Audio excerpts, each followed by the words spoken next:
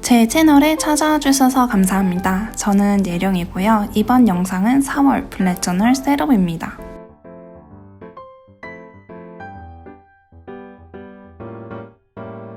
어느새 4월이네요. 3분기로 나누어서 계획을 세웠다면 4월은 1분기가 끝나는 날이죠. 네, 제가 1년을 3분기로 나눠서 계획을 세우는데 4월에 마무리해야 하는 일이 많아서 마음이 급해지기도 하고 끝낼 거 생각하면 설레기도 하네요.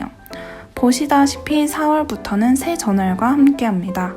작년에 썼던 저널과 같지만 다른 색으로 구매했어요. 노트북 테라피에서 구매했고 사이즈는 A5보다 작은 사이즈이기 때문에 참고해주세요. 개인적으로 셋업할 때 부담이 덜해서 좋아하는 사이즈입니다. 작년에는 1년에 노트 3권을 썼는데 이번 해는 늘어날 것 같네요. 첫 저널이 꽤 두꺼웠는데 벌써 다 썼어요. 참고로 저는 아프거나 큰일이 있진 않은 이상 매일 저널을 쓰고 있기 때문에 엄청 빨리 쓰는 편인 것 같아요. 작년에는 매일 저널 쓰는 버릇이 덜 들어서 빠지는 날이 꽤 있었거든요. 이번 셋업 테마는 새 노트의 커버색에 맞춰서 민트와 푸른 색상과 나무입니다. 이제는 봄이기 때문에 산뜻하게 한번 셋업 해볼게요. 그리고 저널 앞쪽 페이지는 지금은 일단 비워두고 다음 영상으로 새 노트 셋업 가져올게요. 먼저 표지와 먼슬리 로고입니다. 원을 그려주고 안에 4월을 써줍니다.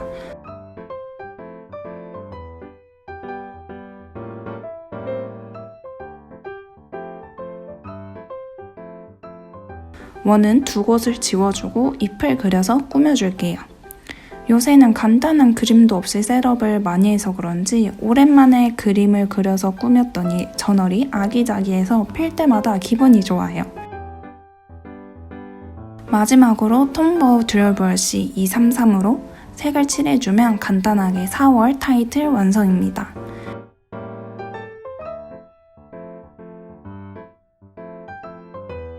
타이틀 밑으로 작은 달력과 해야 하는 일을 쓸 칸, 그리고 이번 달에 목표를 쓸 칸을 만들어줄게요. 마찬가지로 같은 색상으로 계속 꾸며줍니다. 목표에는 이번 달 목표를 쓰는데 저는 보통 이번 달에 해내고 싶은 챌린지를 적거나 이번 달에 최고로 추구하는 가치를 적어서 스스로 일깨울 수 있게 해줍니다. 해야 하는 일에는 구체적인 날이 정해져 있지 않지만 이번 달에 해야 하는 혹은 하면 좋은 항목을 적습니다.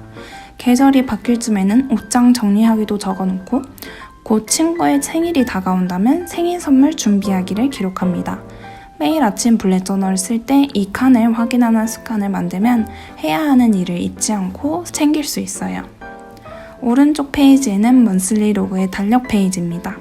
매번 말씀드리지만 블랙 저널에서 먼슬리 로그는 달력 페이지와 해야 하는 일 페이지 이렇게 두 페이지로 구성됩니다. 저는 여기에 작은 달력과 목표를 추가한 형식으로 매번 만들고 있어요. 달력 페이지를 만드는 법은 아주 간단하죠. 1일부터 30일까지 위에서부터 시작해서 아래로 쭉 써주면 끝입니다. 여기에는 날짜가 정해져 있는 이벤트나 할 일을 기록합니다. 먼슬리 로그는 참고용이니 기록은 간략하고 명확하게 해주는 게 좋아요. 저는 이번에 선을 하나 그어줬는데요. 처음 시도해보는 형식이에요. 본업에 관한 스케줄을 구분하고 싶어서 선을 기준으로 오른쪽에는 본업에 관한 기록을, 왼쪽에는 개인적인 일 등 본업 외의 기록을 할 예정입니다.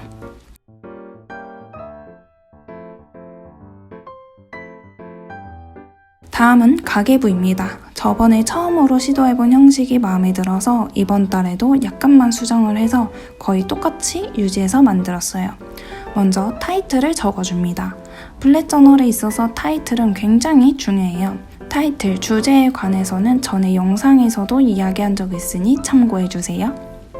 가계부는 총 2페이지를 쓸 거고요. 왼쪽에는 인컴, 세이빙, 메모, 위시리스트를 기록할 표를 만들고 오른쪽 페이지는 익스펜스를 기록할 표를 만들었어요. 제일 먼저 인컴 로그는 날짜, 내용, 금액으로 카테고리를 나누어서 만들었어요. 내용의 구분이 필요 없다면 날짜만 써도 충분할 것 같아요. 혹은 한 달에 한 번 월급을 받는다면 비용 제일 하단 총합 위에 인컴 칸을 살짝 만들어줘도 좋을 것 같네요.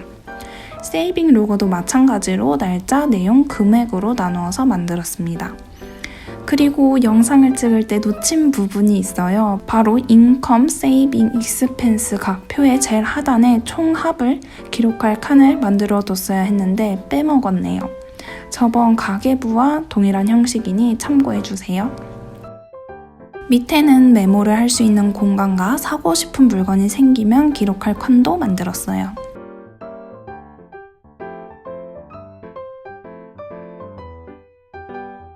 오른쪽에는 익스펜스 로그를 만들게요. 돈 들어올 곳은 적어도 나갈 곳은 많기 때문에 한 페이지 전체를 다 써서 표를 만들었어요. 카테고리를 날짜, 코드, 내용, 금액으로 나누었습니다. 코드는 쓰는 비용의 내용에 따라 구분해서 직접 정하는데요. 저는 개인적으로 사용한 비용, 매달 정기적으로 나가는 비용, 식비, 콘텐츠 제작으로 들어간 비용, 기타로 나누어서 기록합니다. 코드를 나누면 어디서 얼만큼의 비용이 나가는지 확인할 수 있어서 좋아요. 마찬가지로 아까 말씀드렸듯이 표 가장 밑에 총합을 기록할 수 있도록 만드는 거 참고해주세요.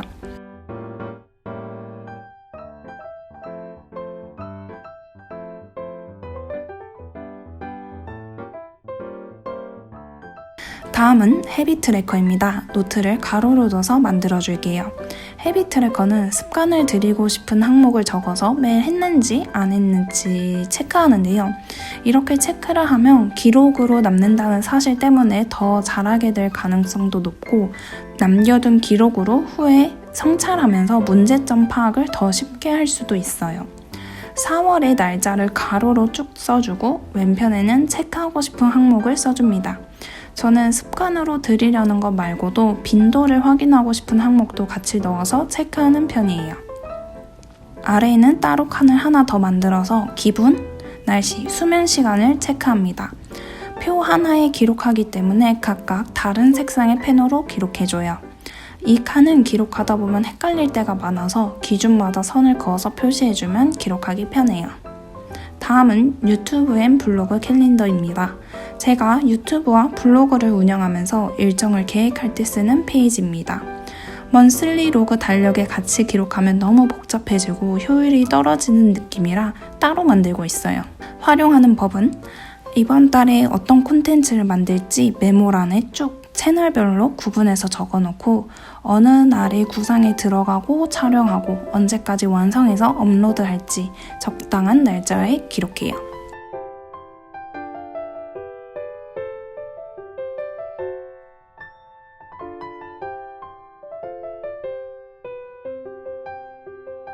다음은 먼슬리 리딩 로그입니다. 다 읽은 책만 기록하지 않고 4월 동안의 독서 활동을 다 기록하는 컬렉션이에요.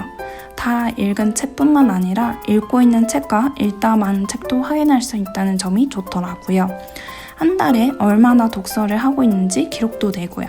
리딩 로그 표를 만들기 전에 읽고 싶은 책을 기록하는 칸을 만들었고요. 그 밑에서부터 오른쪽 페이지까지 쭉 리딩 로그 표를 만들었습니다. 카테고리를 날짜, 책 제목, 모바일로 읽는지, PC로 읽는지, 몇 분 동안 읽었는지, 몇 페이지를 읽었는지, 독서 노트는 했는지, 그리고 메모로 나누었습니다. 저는 이북으로 책을 읽기 때문에 PC로 읽기도 하고 모바일로 읽기도 하는데 그 구분이 필요해서 추가했어요. 그리고 원래 모닝 루틴 때만 책은 읽었는데 디지털 미니멀리즘을 시작하고부터 틈틈이 읽는 시간이 꽤 늘었더라고요. 2월 리딩 로그와 3월 리딩 로그를 비교해보면 차이를 확연히 알 수 있었어요. 다음은 위클리 플랜입니다. 저는 위클리를 만들지 않고 데일리 로그만 해왔었는데요. 주 단위로 할 일을 계획하고 체크하면 좋겠다는 필요성이 계속 들더라고요. 그래서 위클리 투두 칸을 월요일에 추가해볼까 고민도 해보고 다양하게 고민해왔는데요. 디지털 미니멀리즘이라는 책에서 여가를 개간 계획과 주간 계획으로 나누어서 계획하는 걸 추천하더라고요. 그리고 그 책의 저자인 칼 뉴포트가 제안하는 타임 블락킹이라는 계획법이 있는데 그것도 같이 활용해서 저 나름대로 만들어서 써보고 있습니다. 이게 충분히 제가 해보고 보여드리는 것도 좋지만 혹시 저는 잘 안 맞아도 보고 계시는 분에게는 잘 맞을 수도 있으니 일단 공유해 볼게요. 일단 메모할 수 있는 공간과 일주일치의 타임라인을 만들어줍니다. 그리고 메모란에 이번 주에 해야 하는 일을 쭉 적습니다. 여기에는 직업적인 일도 적고 개인적인 일, 여가 활동 전부 적어요. 저는 구분을 하기 위해서 색을 나눠서 기록하는 편이에요. 타임라인에 출근 시간을 체크해서 빼줍니다. 이 시간에는 다른 일을 할 수 없으니까요. 만약 직장에서 해야 하는 일을 계획하고 있다면 시간대만 칸으로 체크하고 칸 안에 계획을 적어도 좋아요. 직장인이 아니라 학생이라면 수업 시간을 제외시킵니다. 그리고 정기적으로 하고 있는 활동이 있다면 마찬가지로 먼저 빼줘요. 종교적인 거일 수도 있고 동아리 같은 활동일 수도 있겠죠.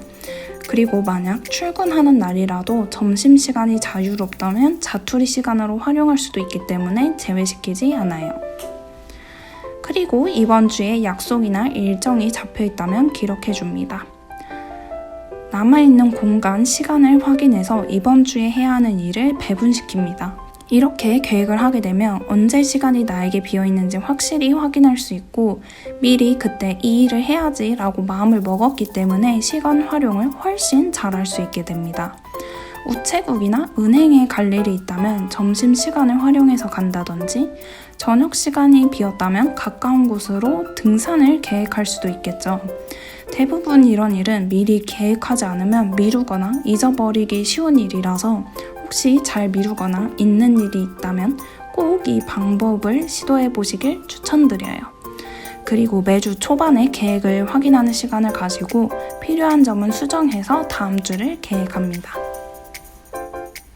이번 영상은 여기까지입니다. 푸릇푸릇한 색으로 꾸며본 이번 셋업 어떠셨나요? 참고가 되셨으면 좋겠습니다. 그럼 저는 다음 영상으로 찾아올게요. 봐주셔서 감사합니다. 안녕!